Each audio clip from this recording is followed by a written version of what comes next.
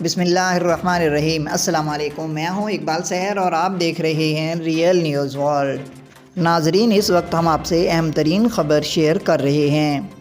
پشاور اور باڑہ میں police check پوسٹوں پر دہشت گرد حملے، جس کے نتیجے میں کم از کم 2 پولیس اہلکاروں سمیت 4 افراد جاں بحق ہو گئے۔ اطلاعات کے مطابق پشاور اور باڑہ میں پولیس چیک پوسٹوں پر دہشت گرد حملوں میں ASI سمیت 2 پولیس اہلکار اور 2 راہگیر جاں بحق ہو گئے ہیں۔ اطلاعات کے مطابق پشاور میں تھانہ سربند کی حدود میں پولیس چیک پوسٹ پر فائرنگ سے ASI جاں بحق ہو گیا، جبکہ پولیس چیک پوسٹ پر فائرنگ کے بعد حملہ آور موقع سے فرار ہونے میں کامیاب ہو گئے۔